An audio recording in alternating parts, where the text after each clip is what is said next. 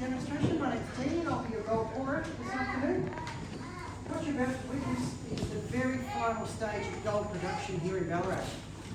And this job was done by someone back in the 1860s, and that person was known as a mine blacksmith. Mine blacksmith had a very important job, and that was to purify the gold that comes out of the ground here in Ballarat. Wherever you find gold around the world, whether it's here or in Ballarat or wherever you're from, if there is gold, when you pull it straight from the ground, it's never pure. Always has impurities in it. Other metals like silver, copper, tin, iron. And blending through the gold, the more impurities you have in your gold, the more the carat value falls from 24 carat. 24 carat is pure, with impurities in our Ballarat gold of silver and copper, our gold is only 22 carat gold. And when I say only 22, that's probably the best natural gold we'll get anywhere. But it's not the best we can make it.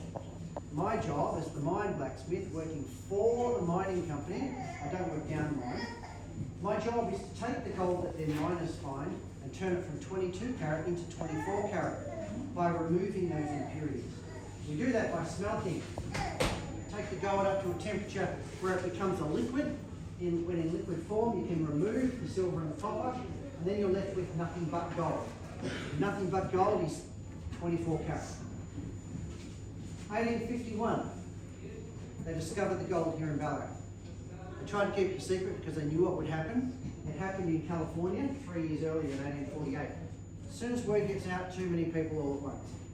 And for a period of about 10 years, people came and went looking for nuggets. A lot of gold here on the surface. Let's fast forward 10 years to 1861. Now the mining companies are setting up. And they're choosing Ballarat because we have the best gold in the world. And we have so much of it. But they're not looking for it. It's because they're quartz mining companies. This is the rock they're after. Because it's a natural gold-bearing ore. Inside this, there are no nuggets, but there are very fine veins of gold. Veins as thin as grass. Imagine a piece of this rock, as big as this building, and bury it 100 metres underground. That's where the gold is. Now, in the first 10 years of the gold rush, we can't dig a hole that deep, but a mining company can, because we've got better equipment now and steam power. Down they go, they come across that rock, it's 100 metres underground, let's bring it to the surface. So they chip away at it, they break bits off it, they drill it and blast it, and pieces like this are brought to the surface. Now, to get the gold out from inside, we send them into the factory house next door, and under hammers driven by steam, we turn that rock into dust. Just basically powderise it. Inside that dust, there are tiny pieces of gold. So using our knowledge of gold, we add a little bit of water and some shaking, and we wash, just like you can do down on the creek, we wash away everything that is not gold until you're left with just the gold. And there it is. Just like this sand. Tiny, tiny pieces. That's what they're pulling out of the ground here in Ballarat. 22 carat it is. One piece of that gold dust is pretty much worth nothing. But they don't bring in one piece of it. They bring in lots of it. And my job is to do two things. Turn it from 22 carat into 24 and consolidate all those little bits into one big solid usable bar. And this is where my job starts. As I said, I don't even go underground. They do all the hard work. I just do the final stage. So we take all those gold pieces that have come in from the battery house next door, we put them in a crucible. They used this one back in the 1860s, made of clay. I can use that once and then I have to throw it away. Today, carbon graphite silicon, more modern, reusable. Take this to up to 2,000 degrees or thereabouts. So all the gold pieces in there, about half a cup of them every time we do it. And on top of the gold pieces, some borax powder. Acts as a flux or a collector for all the impurities to stick to. Straight into the furnace. That's what's in there now. And for a period of about 2 hours back in the 1860s, they'd be pulling on a bellows to try and get to that temperature. Today we push a button, 10 minutes later we are at 1,064 degrees. 1,064 degrees is what you need to melt gold, and up until that temperature, things just get hotter and brighter. As soon as you hit 1064, all the little pieces of gold melt. They all join together and you end up with a cup full of gold. Now that sort of extreme heat, those impurities, they've melted as well. The silver and the copper and the tin, iron, whatever. And they start to separate. The gold sinks to the bottom because it's the heaviest element in there. And all those impurities rise up through the gold, just sit on top. Already on top of the gold is that borax powder. So they stick to that and they are now collected. Brown, dirty brown crust floating on top of what is now 24 karat gold. Because the impurities that are in the gold are now sitting on top of the gold, and we can pick them up, scrape them off and throw them away. Or you can tip it this way and they'll float to the back and you can pour out pure gold and the impurities stay in there. And because they use a single use only crucible, the impurities and the crucible will throw away together. They're pulling out so much gold here, it's not worth our time, effort or trouble to keep the silver and the copper, they just threw it away. Wasn't a lot of it and it was poor quality. Alright, this is the mould we're about to pour into. That's big enough to make a 100 ounce gold bar. That's already about 400 degrees. I preheat that and I'm about to pour gold into it more than 1,000 degrees. However, if I take the gold up to its melting temperature, 1064, and then I bring it away from the heat, as soon as I get halfway here to the table, it's dropped below that temperature, straight back into being solid. Now the only way to get around that is not work faster. Let's go hotter. We have to. Need to take the gold up to about 1,200 degrees today. That extra temperature will give me about maybe 15 seconds to get it out of the furnace and into the mould before it sets. And you'll see how fast gold loses its temperature very, very soon. Now, I can look in there and I can see the gold is becoming a liquid right now.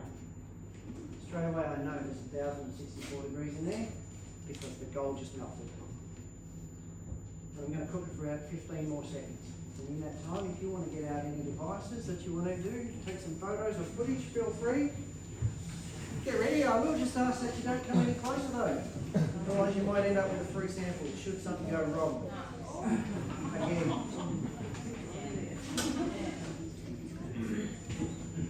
Now the only way I know I'm at 1200 is by guessing. There's no thermometer out here, no fancy hidden digital readout. I can tell the temperature when it melts, but the 1200 is a bit of guesswork. And sometimes I get it right. Sometimes we don't. Alright, here we go. This is gold at 1,200 degrees. It's starting to lose its temperature already.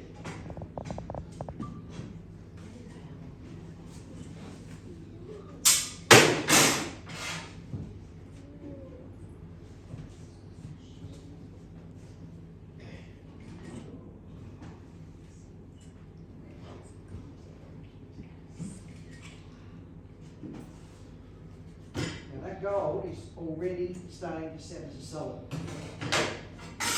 Lose its heat by transferring its heat or giving its heat away into whatever it is touching. Right now that is the mould, and already we've dropped 300 degrees. We've gone from 1,200 degrees where we were, now down to about 900 degrees. That is below its melting point. And we're solid. Solid already. That's how fast it will cool down. When it's inside the mould, it loses its heat incredibly quickly. Now we're outside the mould, those last 900 degrees are going to take 3 hours.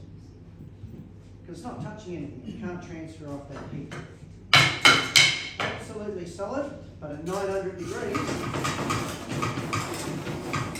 still incredibly hot.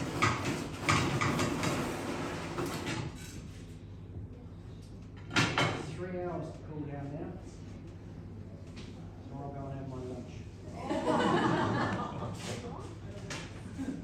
You wouldn't be able to pick that up without the tray.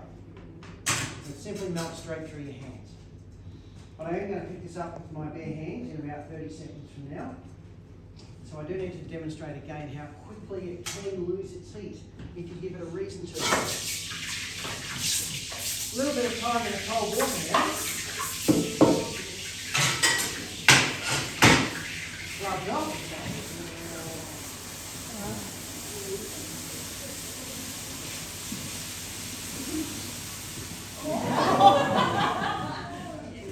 Almost. The best way to test if that is safe enough to pick up so that I don't burn myself. And make someone else pick it up. Oh, feel the temperature of the water. You'd expect that water to be quite warm. I don't really want to put my hand in there because it's too cold today. It's really cold. There's no heat in the water at all. It boils the water and we lose the heat to steam into the air. As the gloves were coming off, it was becoming safe. And I can show you a bit. What's the end result? It's one of those. Melt down all the little bits. Melt down those little bits and get rid of everything that's not gold again. It'll be just gold and one big bit. I've got 3 kilograms of the good stuff here. Pure gold, 24 carat. 3 kilograms of gold today. You wouldn't get much change out of, well, you wouldn't get any change out of 350,000 bucks. 350,000 bucks just for this. Guarantee you 100%. Just a sharp. The real thing. 100% the real thing. 3 kilograms. Incredibly heavy. So what do we do with it? Well, in the 1860s, they'd stamp the company name. It's very soft metal, so you can do that. Right here, this. You'll probably see there's a dent in there now. Stamp the company name into it, its weight, its purity, and then they send them down to Melbourne, protected on a horse and coach by the Redcoat soldiers. And they'll be the next best thing you see today. They'll come and fly their guns for you at 1:30 Main Street. All you need to do is look up on the balcony of the theatre. And they'll fire their guns over the top of your head. If you're really tall, stand beside. This one doesn't go to Melbourne, this one stays with us. And what you've just witnessed is one of about 100,000 demonstrations done on it in the last 20-something years. The price of gold, doing this at the moment, incredible. Less than a month ago, I was saying 320,000 for this. 4 years ago, we were saying 160,000. Now it's 350,000 bucks. And it's just going to keep going up. Is there anybody in here wondering what it's like to hold on to it? I can tell you it's pretty good. This one doesn't go to Melbourne. Straight back into the safe, ready for the next demonstration at 2:30. So if you do want to come back and see it all done again by the other gold water, actually 2 o'clock today. You've got a small group, but you can always come back and see it again. Have a great afternoon, folks. Come out this way.